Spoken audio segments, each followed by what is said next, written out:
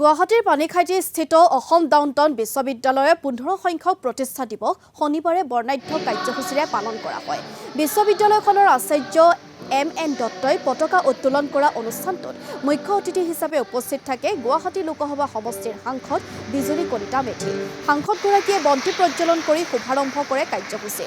ইয়াৰ পিছতে বিশ্ববিদ্যালয়খনৰ ছাত্ৰ-ছাত্ৰীসকলে পৰিৱেশন কৰে বিভিন্ন অনুষ্ঠান। ছাত্ৰ-ছাত্ৰীসকলক উদ্দেশ্যি প্ৰদান কৰা ভাষণত সাংসদগৰাকীয়ে সকলোকে সহনশীল হোৱাৰ বাবে আহ্বান জনায়। অনুষ্ঠানৰ লগত সংগতি ৰাখি বিশ্ববিদ্যালয়ৰ শিক্ষক শিক্ষাৰ্থী তথা বিভিন্ন শিতানৰ বহুকেইগৰাকী শ্ৰেষ্ঠ শিক্ষক, শ্ৰেষ্ঠ শিক্ষাৰ্থী, শ্ৰেষ্ঠ কৰ্মচাৰী, শ্ৰেষ্ঠ চালক আদিক বঁটা প্ৰদান কৰা হয়। আজি অসম ডাউনটাউন বিশ্ববিদ্যালয়ে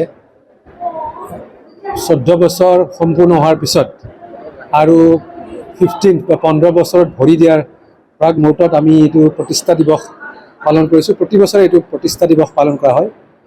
প্ৰতিষ্ঠা দিৱস পালন কৰাৰ উদ্দেশ্যটো এটিয়ে যে আজি সকলো শিক্ষক, ছাত্ৰ, প্ৰশাসক লগ হৈ যোৱা বছৰটোত আমাৰ যিখিনি মানে এচিভমেণ্ট হ'ল, আমি যিখিনি মানে